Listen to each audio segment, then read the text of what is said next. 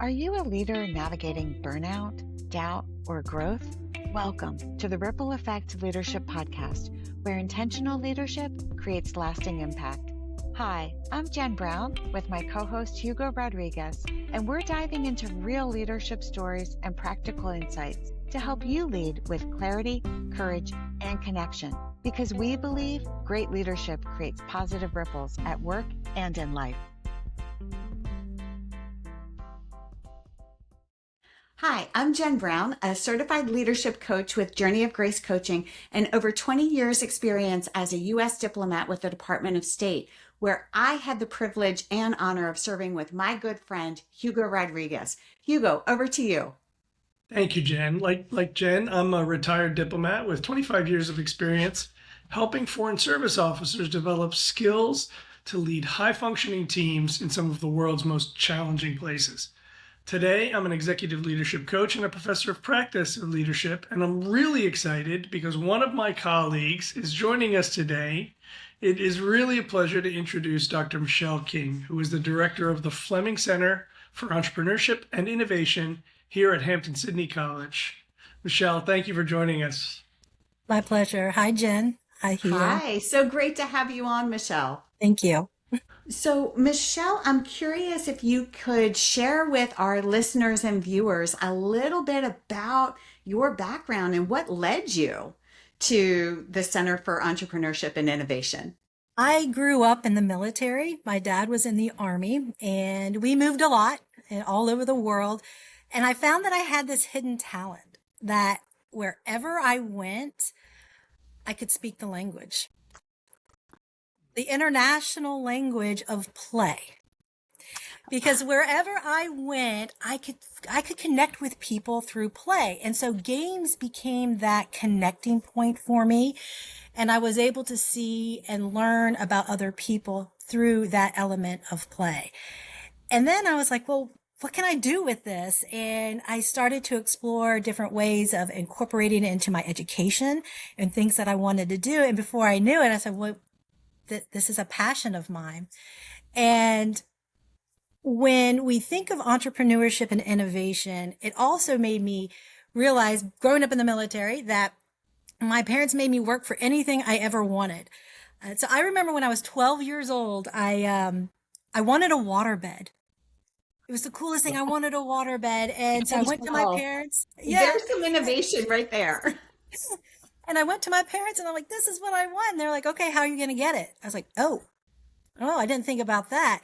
So what I did at 12 years old, I became an entrepreneur. I didn't know that's what it was. I didn't know there was a name for it.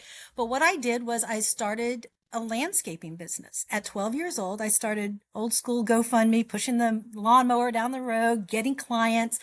And then within a year or two, I scaled it to commercial landscaping and doing real estate listings and things like that. And when I looked around at who was inspiring me, it was my parents. Even though my dad was in the Army, he was an entrepreneur. When we were stationed in Alaska, my parents started an ice cream truck selling ice cream in Alaska. And then different places we lived around the world. When we got to Virginia, my dad started a pet cemetery. Yes, I've done a lot of different things. And so I'm like, here it is right in front of me. I'm living the entrepreneurship lifestyle. And so I took those lessons learned through living and doing, and I said, I want to inspire others. And that's how I landed where I am.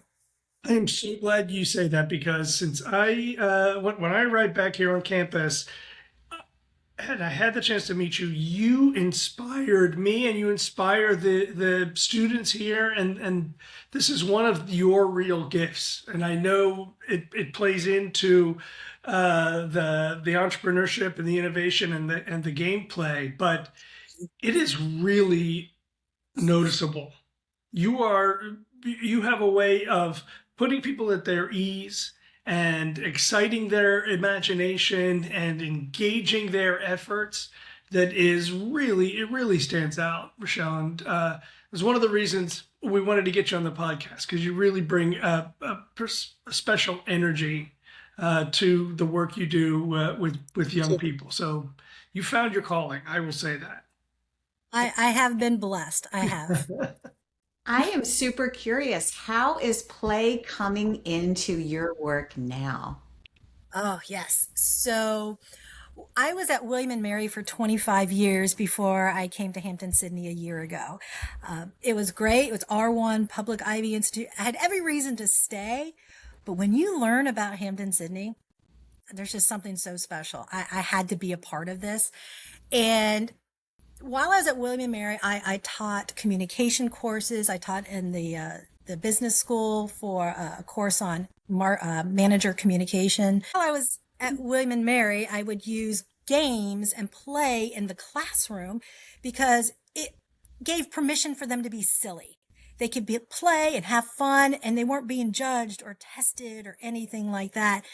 And in fact, that's how I found the esports community there, competitive video gaming.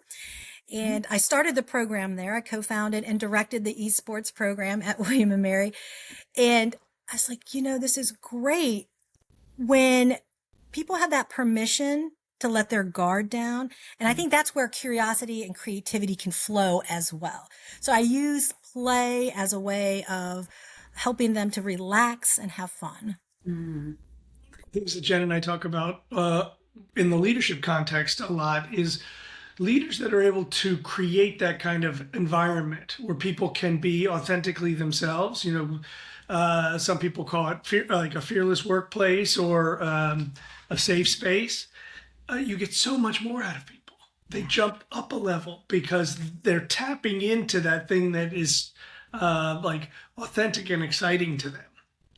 And it's the echoes of all of the same leadership stuff keep coming up, right? The inspiration and fearless environments are fantastic. I call it kind of tapping into their purpose and finding those strengths that light them up and that bring them back that fulfillment piece.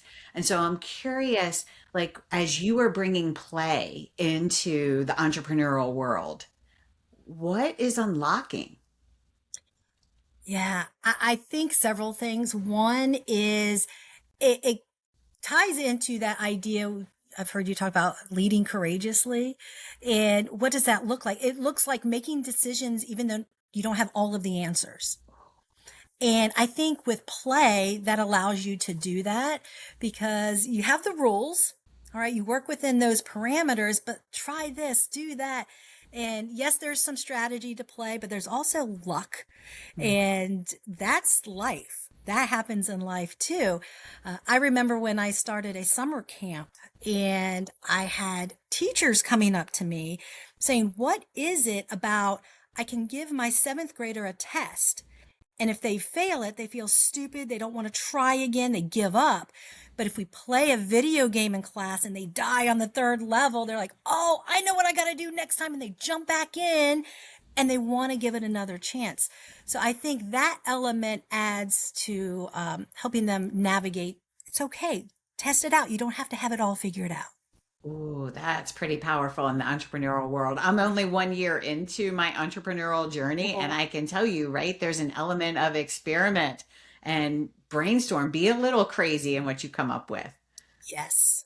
I had not considered this before, but I think we need, when we talk to young people who are going out on their leadership journey, right? Framing failure as in that video gaming way, right?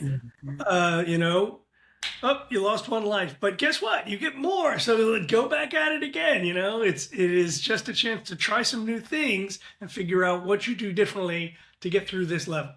I do have students who get stuck. They just get stuck. They don't know what's my next step.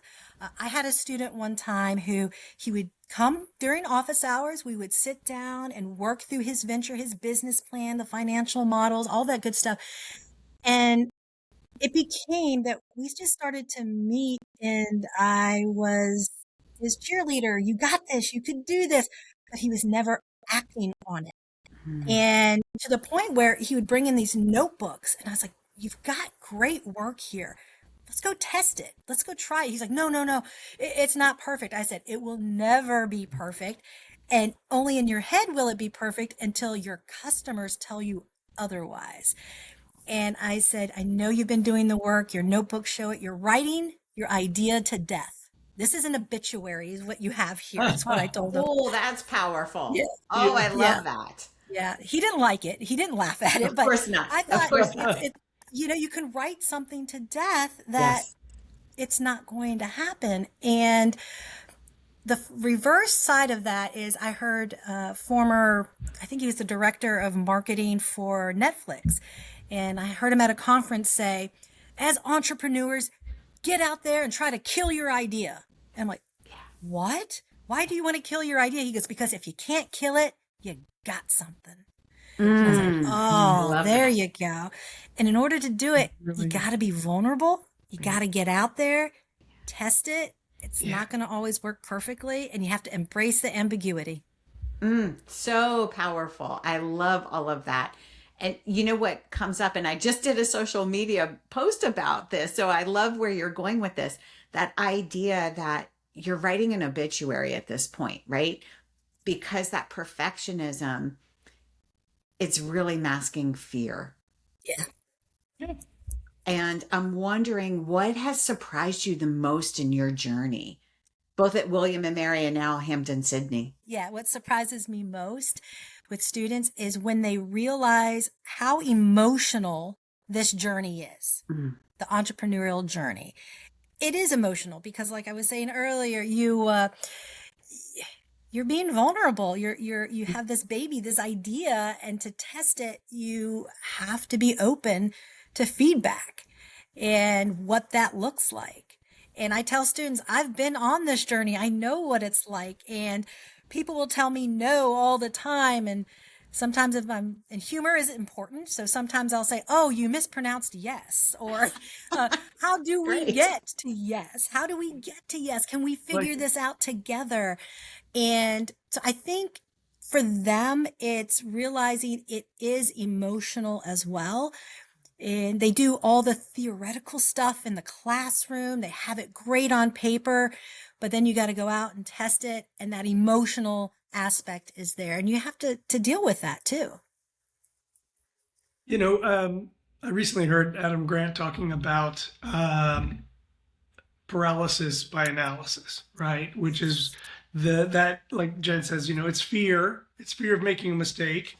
And you think you can think a problem into submission, but you end up doing nothing because you're just so wrapped around, getting it perfect.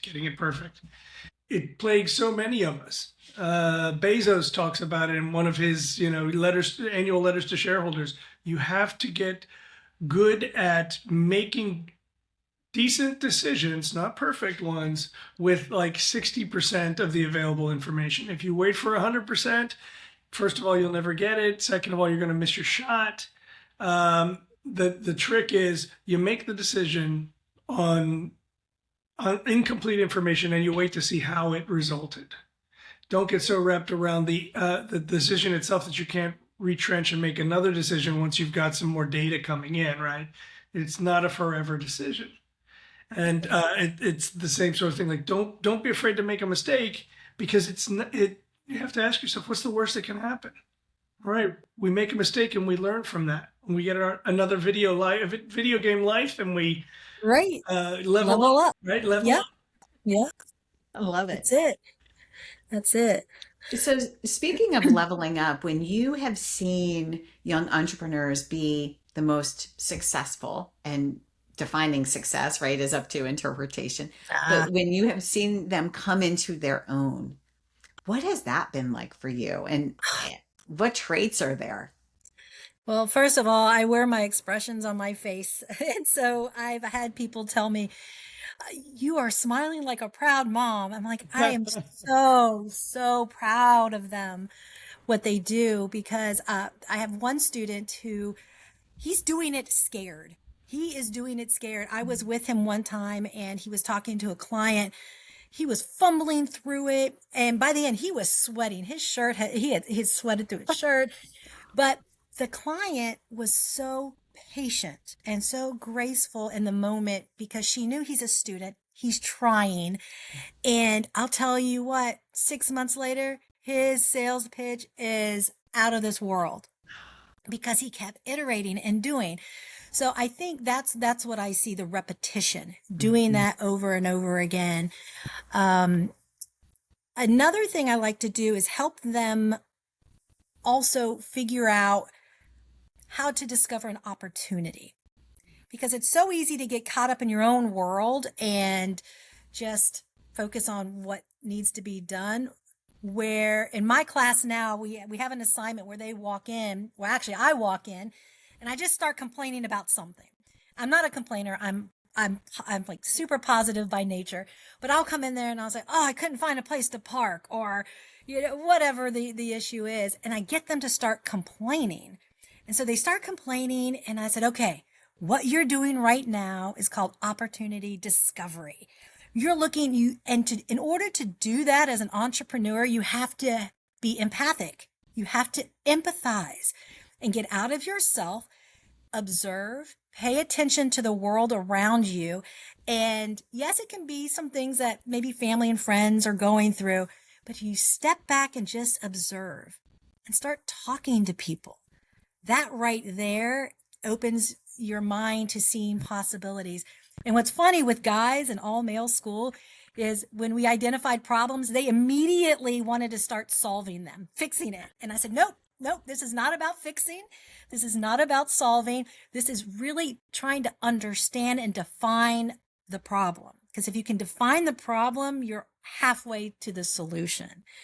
And so that's a fun exercise. But you're right, Jen. It's when you think of what's success. And it's funny you say growth, because that's my answer. That's what I say.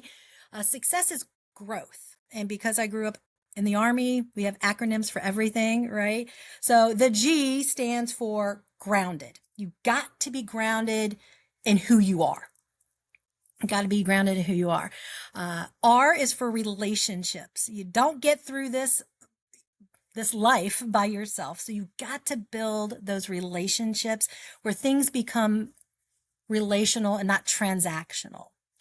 Then the O is for opportunity, looking for those opportunities, like I just said with that assignment, being aware, observant. The W, people forget this one, is wellness. Ooh, so good. Wellness. I have seen stress culture just glorified. Oh, I didn't sleep for 12 hours and I'm just thinking, and I'm guilty of it too. I can't say I have it figured out. I'm guilty of it. So that's why wellness is important. Taking care of yourself so then you can be there to lead and take care of your team. The T is team.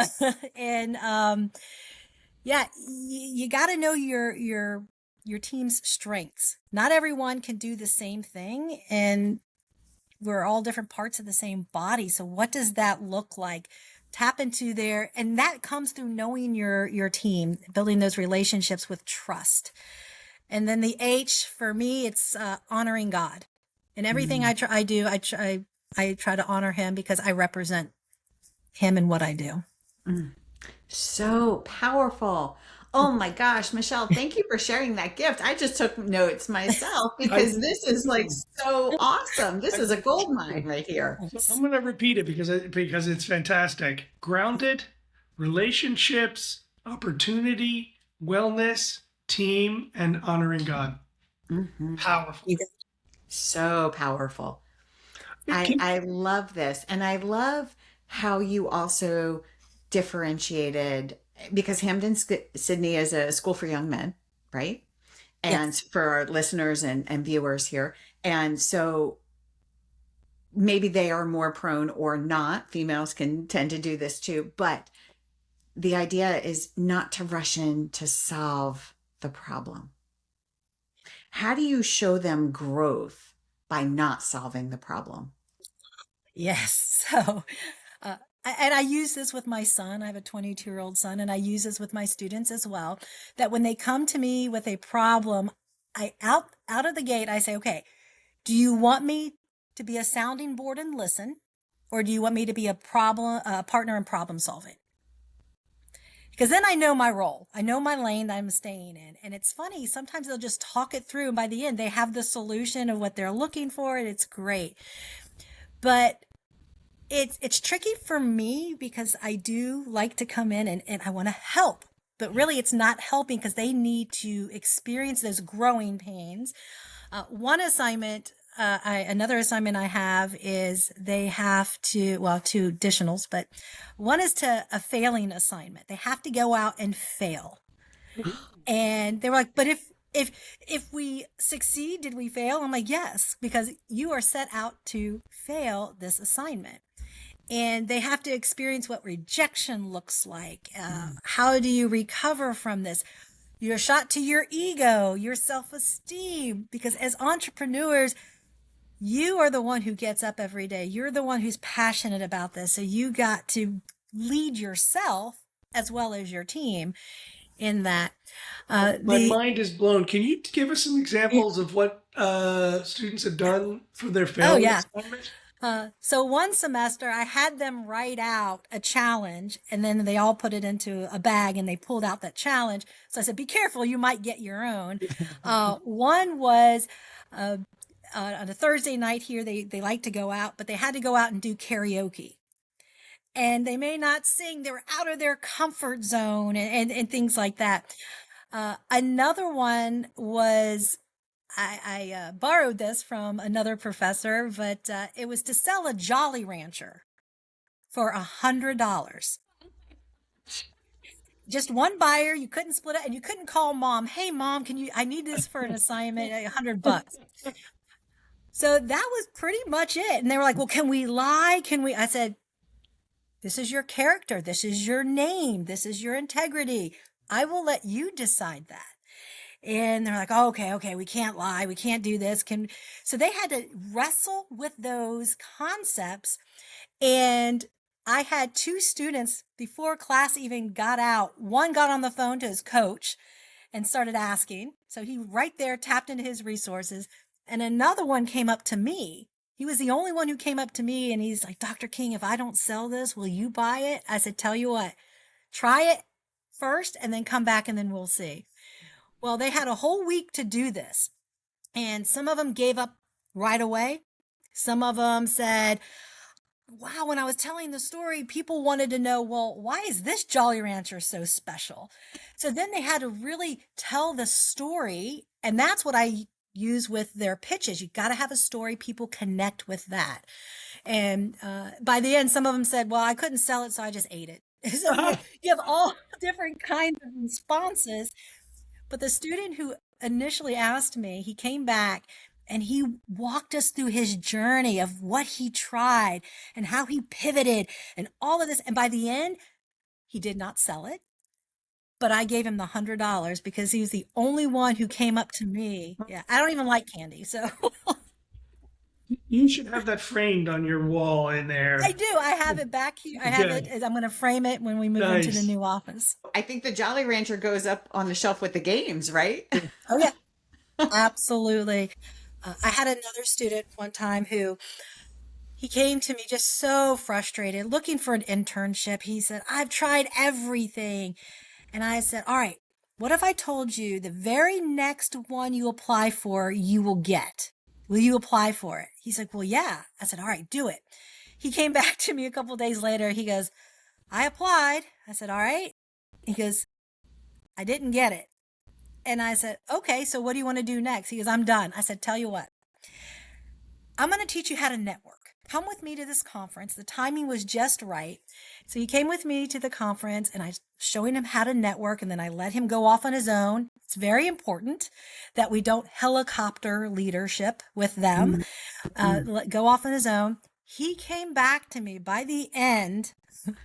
He not only got an internship for the summer, but it was in Singapore as what was he? He was a consultant for an esports organization.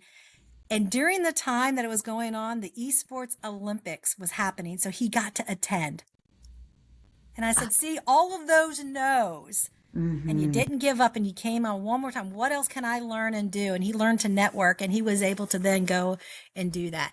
But that's, again, the deeper mission of what we're doing, at least what my vision is for the Flemming Center for Entrepreneurship and Innovation, is yes, we can help you start a business. Wonderful. But it's really about that entrepreneurial mindset, building those characteristics, because wherever you go, you have to have value added. So if you're going to go to a company for a bit to get life experiences, you have to be creative, a problem solver, curious, all of those elements that make an entrepreneur.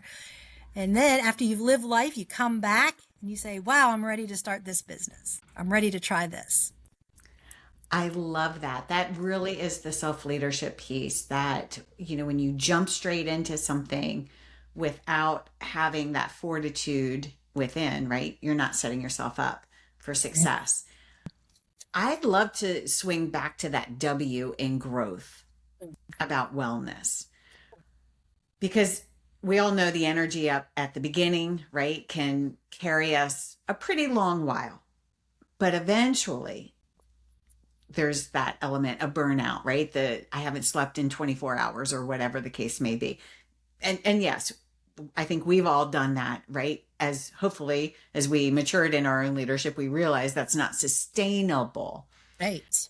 How can you help convey that to especially our younger generation, where they do feel a bit more invincible? And I have a 20-year-old son, so I totally relate in this. Yeah. So with wellness, it's so many different levels as well. Yes, your physical, your mental, your emotional, your spiritual, all of those come into making up that aspect of it. There is a former colleague of mine, Dr. Kelly Grace, wrote a wonderful book about flourishing, authentic excellence, and the resiliency that you have in this world where you're being pulled in so many different ways. And he talks about mindfulness, not mindfulness, but your mind being full, mindfulness. And how do you approach this? How are you able to, that sustainability is huge, because you can come out of the gate with all barrels, right, going, and you have your W-2 job, your full-time job, and then you're trying to launch this over here. You have a family, you've got, so taking care of yourself, it just goes back to that axiom of you got to put the oxygen mask on yourself first. Hugo's favorite. Hugo used that on me multiple times when we worked together. All of them, because it's really true. It's really true. Yeah. And I know from dealing with our students here, our young men here, it's just the kind of thing that they don't think of, right? They have not had I think what is implicit in everything you're saying, Michele, is that these guys are all on a journey. The empathy piece, right? They've never had to think about anyone but themselves. The wellness piece, they want to perform at a high level, and yet they let themselves sort of run down to where they can't, where they don't have that mental clarity or the energy to be actively involved in what they are studying. And helping them mature is really such an important thing, regardless of what you're teaching, right? I'm teaching leadership and you're teaching entrepreneurship and innovation, and yet everything you're saying, same things I'm trying to get across with these guys. It's all your growth is all the same things that make great leaders, resilient, empathetic leaders who have a connection to their teams. I know Jen, she's nodding her head, because this is the secret to life, right? These are the things that are going to allow you to have a positive impact on the people around you and your community. So I salute you. This is really amazing. Tell us again the name of the author of the book, Flourishing. Kelly Grace, Crace. He's at UVA, I think, right now. Yeah. I like the Kelly idea Grace. of mindfulness, because we Yes. all get Yes. there. Authentic Today, excellence. I don't know about you, but I catch myself holding my breath sometimes. Yes. Hmm. I'm like, oh my gosh, I need to breathe. And I was doing that today, and I had a student walk in, and I'll tell you what, that wellness part just right in my face, and he was able to say, okay, breathe. It's great when the students are able, because they want to give back too. And so when they are able to say, hey, remember that thing you taught us? Here, use this. And you're like, yes, thank you. Because it's one thing if we teach it, but if we don't emulate it, Hmm. it's not going to stick with them. It's not going to land. And so, uh, little things like that when the students remind you, going back to wellness, you got to look at what that means to you and what that looks like to you. And whether you have the spiritual part, you're grounded in your church home and you have a prayer group, or the physical, do you get out and walk with your colleagues during your lunch break? Little things like that will help. Mm. So powerful. I think that's the part that we don't tend to think about in the entrepreneurial world, the impact that this has on the person and then the team. And speaking of that team piece, I'm curious, as entrepreneurs get started, they're in the business, right? They're on it and they're in it, they're doing everything. As they start to grow, how are you seeing them make that shift from manager to more leader? When they give their team space to figure things out, and I also have another motto, give the benefit of the doubt. Give the Mm. benefit of the doubt, because I don't think they meant to wake up and mess up today. And so give them the benefit of the doubt. And then I also like to ask questions, more questions than instructions, I guess. It's more of walk me through how you got to that. Mhm. And then I can start to see, oh, how those pieces came together. Okay, this was a missing part. Okay, I see here. And so when you see students doing that with other students, Mm. a big thing for me is I like to duck, get out of the way, just get out of the way and let that happen. Let that happen. So good. Yeah. It's one of the hard things, right? When it's your baby and you care so much and you've been the whole thing behind it for so long, allowing that space for others to come in and do is tricky. Which is why a lot of founders end up getting replaced as CEOs, right? Because they have such deep ownership commitment, right? This is their baby. And when you have to make some hard decisions around that, you may delay, you may overanalyze, you just don't have that ability to detach a little bit. And so you see it over and over again. The people that found and grow businesses eventually are not the people that run the business. I'm going to ask your advice. What would you tell a young person looking to start their journey in the entrepreneurial world, but who feels stuck and not sure Mhm. where to start? So what I like to do is to sit down with them and hear their story. I think that's where we start first. Why are they passionate about wanting to do this? What's leading them? What's motivating them every single day to do this? And then figure out where they want to grow. Because I think part of our job as leaders is that professional and personal development, right? So what does that look like? And what resources can I have to give you to then go and succeed with that? There's that saying, it's who you know, but there's also the other part of the saying, which is who knows you. And I tell students, you can't be everywhere, but if I'm somewhere and I hear somebody talking about something, I'm like, oh, And then you start to connect them. And then before you know it, they have a mentor or somebody to help them with this next phase. So if a student comes to me and says, I have an idea, or I don't have an idea, but I know I'm an entrepreneur, what do I do? And it's like, well, you've come to the right place, because if you have an idea, we can work with it. If you don't, let's put you in this environment. When you're around like-minded people, you start to pick up those traits and those characteristics. And that's why I like to go to what I call hill excursions across town.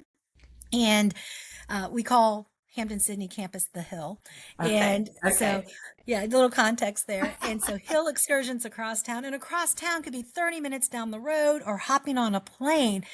And that's exactly what we did this semester. We took 2 heat trips, and what they did was, the first one, they went and it was a 54-hour immersion of entrepreneurship and innovation at the University of Richmond. And I said, look, let's just go to the sessions. You don't have to pitch. Let's just soak it all in. There was a Lego serious play session.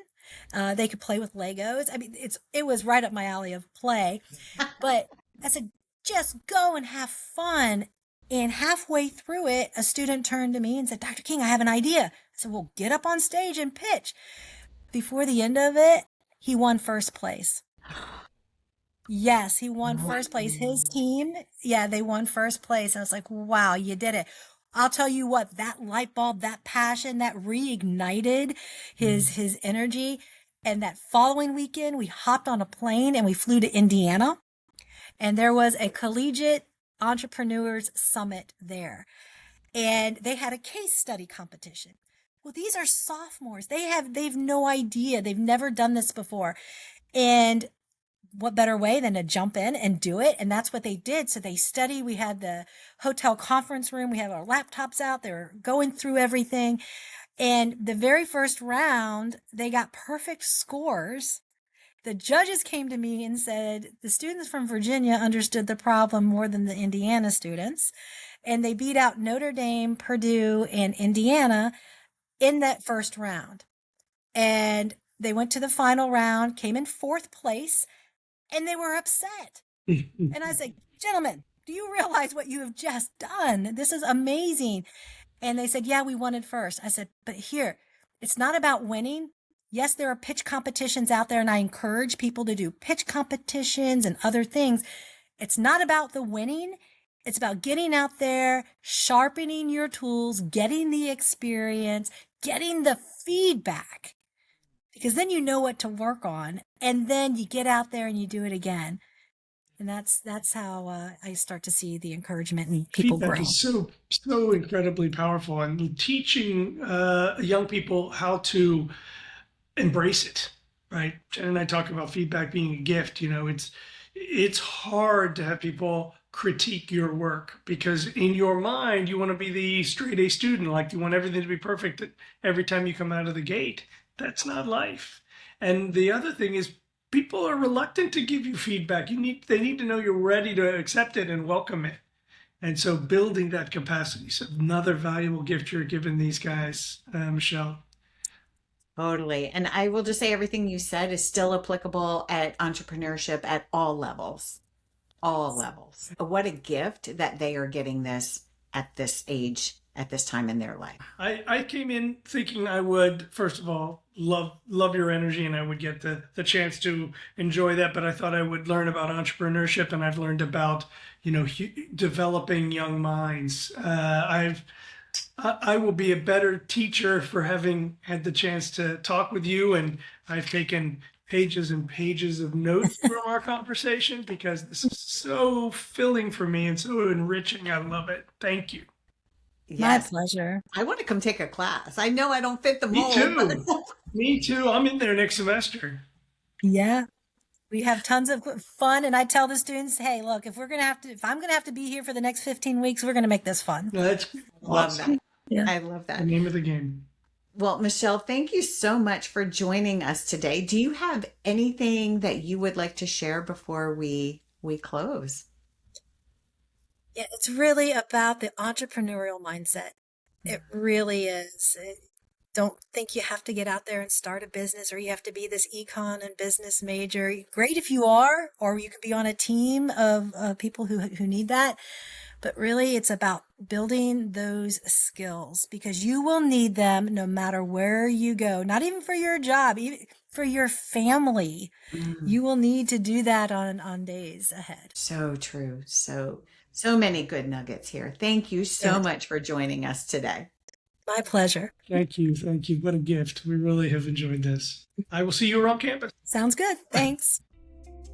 Thanks so much for tuning in to the Ripple Effect Leadership Podcast. If this episode sparked an insight or reminded you of someone, please share it and help forward the ripple. Don't forget to leave us a rating or review so more leaders can find their way here. You can find us on LinkedIn at Jen Brown-Coach and at HF Rodriguez Jr. and more leadership content and coaching tools at journeyofgracecoaching.com.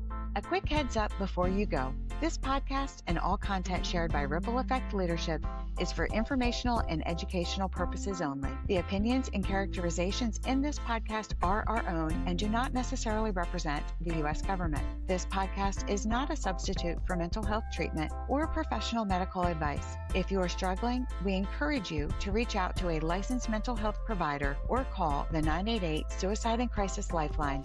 You don't have to do this alone.